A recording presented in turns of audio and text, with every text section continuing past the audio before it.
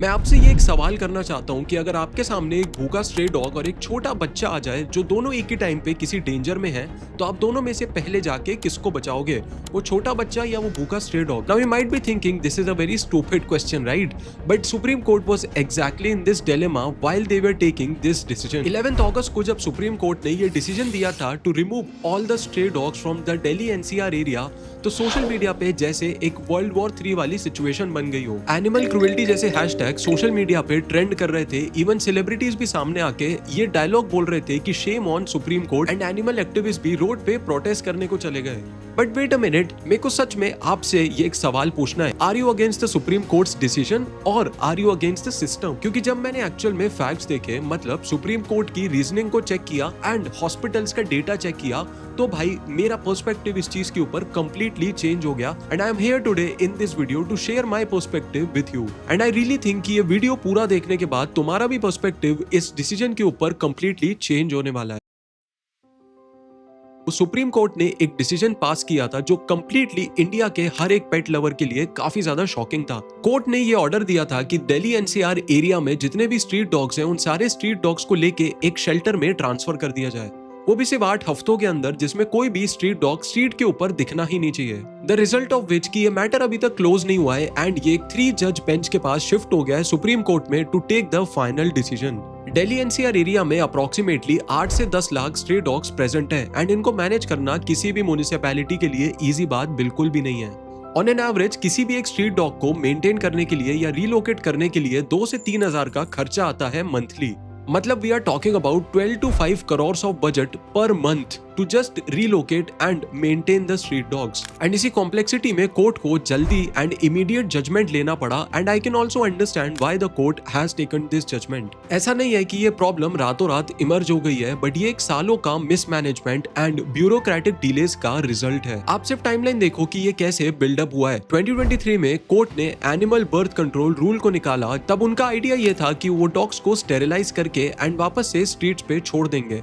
Sounds right. Internationally तो ये model successful भी है, बट जब आप इसको प्रैक्टिकल इंप्लीमेंटेशन करने गए तब क्या हुआ? तब हमने ये देखा कि दिल्ली म्युनिसिपल कॉर्पोरेशन के पास सिर्फ 12 स्टेरिलाइजेशन सेंटर्स हैं for the stray dogs. Even if you try to understand this by the basic math, अगर एक स्टेरिलाइजेशन सेंटर में दिन के 20 डॉग्स को भी हैंडल किया जाए तो 8 लाख स्ट्रे डॉग्स को हैंडल करने के लिए हमें कम से कम 8, 10, 12 साल का वेट करना पड़ेगा। And till then we actually do not know कि कितने ज्यादा और पपीज का बर्थ हो जाएगा। And this was actually where the problem lied, जब सुप्रीम कोर्ट को एक तुरंत जजमेंट देना पड़ा, एंड एक ऐसा जजमेंट जहां पे उनको 8, 10, 12 साल का वेट नहीं करना पड़े and they have an immediate solution. मई 2024 में जब सुप्रीम कोर्ट्स के पास ये डॉग बाइट्स के केसेस आने लगे, तो उन्होंने उन केसेस को डिस्पोज कर दिया ये कह के कि हाई कोर्ट्स उनको हैंडल कर सकते हैं। बट रिसेंट वीक्स में हाई कोर्ट के जजमेंट के बाद भी ये सिचुएशन हाथों से बाहर निकलती जा रही थी। हॉस्पिटल्स ने कोर्ट को ये डेटा सबमिट किया कि per day 70 to 100 dog bytes cases उनके पास हॉस्पिटल्स में रेगुलरली आ रहे हैं, जिसकी वजह से रेबीज का treatment cost in the country भी काफी ज्यादा बढ़ता जा रहा है। एंड इसका एक रियल लाइफ एग्जांपल भी है। मेरी सोसाइटी के अंदर ही एक आंटी रहती है जिनका ग्रैंड चाइल्ड 5 साल का है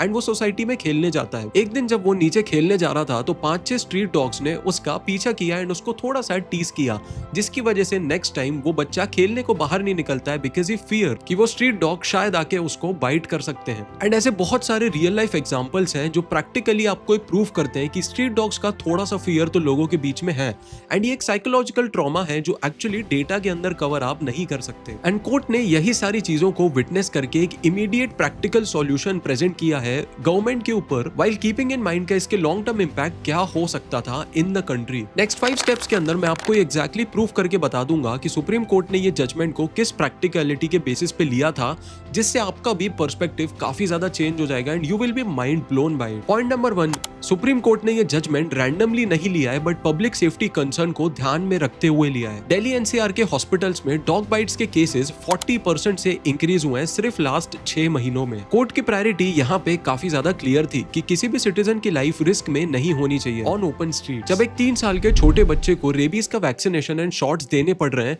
तो उससे काफी ज्यादा क्लियरली ये प्रूव होता है कि ये डिसीजन एक प्रैक्टिकल बेसिस पे लिया गया था। Point number 2, existing municipality system जैसे काम कर रहा है उससे सुप्रीम कोर्ट भी काफी ज्यादा फ्रस्ट्रेटेड थी। 2 साल से सिर्फ म्युनिसिपैलिटी की तरफ से एक्शंस लेने की बात हो रही है बट कोई भी प्रैक्टिकल रिजल्ट निकल के सामने नहीं आया था। आप ये एग्जांपल ही देख लो, म्युनिसिपल कॉर्पोरेशन ऑफ दिल्ली ने ये प्रॉमिस किया था कि 2024 तक वो 25,000 स्ट्रीट डॉग्स को स्टेरिलाइज करवा देंगे, but if you see the reality सिर्फ 8,000 डॉग्स को ही स्टेरिलाइज वो करवा पाए थे एक्चुअली में। And if you just work out by this rate, इस प्रॉब्लम को सॉल्व करने में हमें एटलीस्ट 15 साल का टाइम लग जाएगा। एंड इसी वजह से कोर्ट ने थोड़ा सा हार्श डिसीजन लिया है because this problem needs to be solved at the earliest, वरना सिचुएशन हाथ से बाहर हो जाती। पॉइंट नंबर 3, कोर्ट ने एनिमल वेलफेयर को बिल्कुल भी इग्नोर नहीं किया है। ये मिसकंसेप्शन दूर करना भी काफी जरूरी है कि कोर्ट ने मास किलिंग का ऑर्डर नहीं दिया है, बट उनने शेल्टर्स में डॉग्स को प्रॉपर केयर के साथ रखने का ऑर्डर रिलीज किया था। Proper food,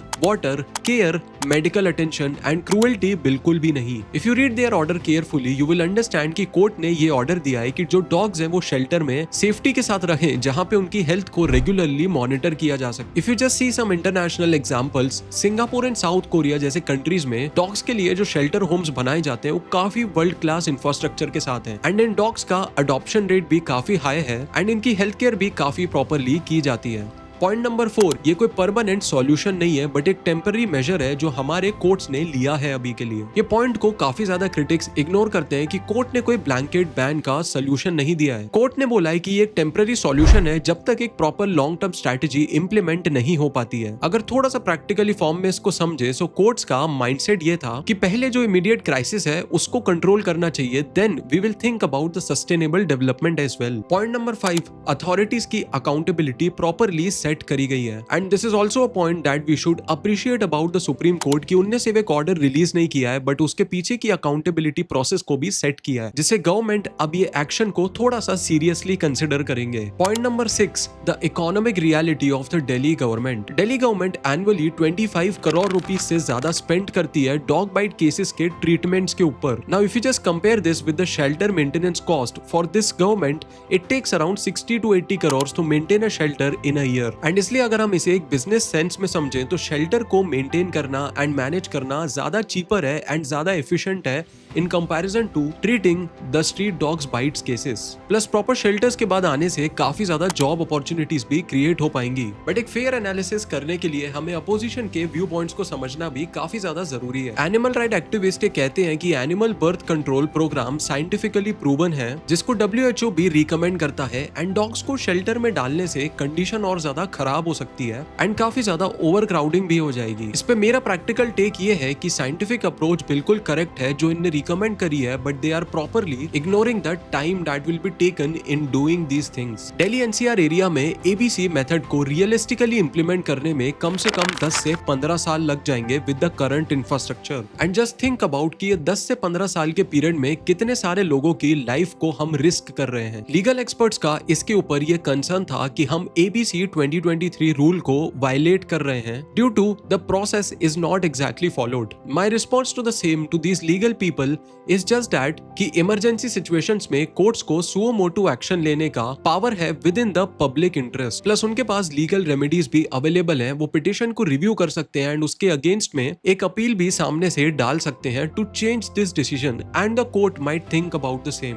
And this is now the conclusion that why do I actually think that the Supreme Court has taken a right decision by doing this? See, I personally feel this कि Supreme Court का decision थोड़ा सा harsh and थोड़ा सा controversial जरूर था, but ये practically काफी ज्यादा justified है। And मैं ऐसा इसलिए कह रहा हूँ क्योंकि इसके पीछे 3-4 चीजें हैं and I am saying this because there are 3-4 things behind this. Number 1, कि जो लोग इससे disagree करते हैं वो कोर्ट में अभी भी एक पिटिशन फाइल कर सकते हैं। हमारे कोर्ट्स अभी भी एक डेमोक्रेटिक प्रोसेस को फॉलो करते हैं। उनको जो प्रैक्टिकल ऑल्टरनेटिव इस चीज का लगता है वो उस पर्टिकुलर चीज के साथ अपना पिटिशन फाइल करके कोर्ट को प्रेजेंट कर सकते हैं। नंबर 2, ये डिसीजन लिया गया है अभी सिर्फ दिल्ली NCR एरिया के लिए, नॉट इन पैन इंडिया। बाकी सिटीज में अभी भी एनिमल बर्थ कंट्रोल प्रोसेस को फॉलो किया जा सकता है एंड दिल्ली NCR में इस डिसीजन को एक टेस्ट केस बनाया जा सकता है जहाँ पे हमें ये पता चलेगा कि डज दिस एक्चुअली वर्क और नॉट। नंबर 3, कोर्ट ने अभी भी पब्लिक डिस्कोर्स को बंद नहीं किया है, which means that scientific experts and social activist अभी भी इसके ऊपर प्रैक्टिकल ऑल्टरनेटिव्स इस कोर्ट को प्रेजेंट कर सकते हैं। नंबर 4,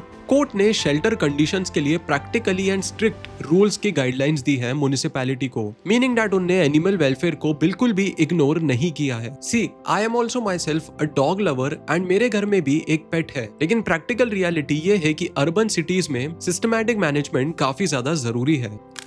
अगर आपको स्ट्रीट डॉग्स के लिए एक structured and well maintained shelter life और स्ट्रीट डॉग्स के केओटिक स्ट्रीट वाले बिहेवियर में से किसी एक चीज को चूज करना हो तो आप इनमें से क्या चूज करोगे, मुझे नीचे कमेंट करके जरूर बताना। फॉर मी, आई बिलीव अगर एक शेल्टर की कंडीशंस काफी ज्यादा अच्छी एंड वेल मेंटेन्ड है तो I would prefer the dogs living in a structured sheltered way, जहां पे they can still be happy and the streets can also be not chaotic. क्योंकि ये स्ट्रीट डॉग वाले चैलेंजेस काफी ज्यादा टियर 1 एंड टियर 2 सिटीज में face हो रहे हैं, जैसे Mumbai, Bangalore, Chennai and multiple tier 2 cities, जहां पे ये सिटीज अभी भी इन प्रॉब्लम्स को फेस कर रहे हैं। एबीसी बर्थ कंट्रोल वाला मेथड फॉलो किया जा रहा है। दिल्ली के इस पर्टिकुलर टेस्ट केस से हमें ये पता चलेगा कि क्या ये मेथड एक्चुअली में वर्क कर सकता है या नहीं कर सकता है, and can we implement this in other tier 1 cities as well. So instead of just coming on the social media and appealing against the court judgment, it is also a personal duty that we read कि court exactly इस judgment के through चाहता क्या है and वो उस चीज को किस तरह से implement कर रहे हैं, so that we know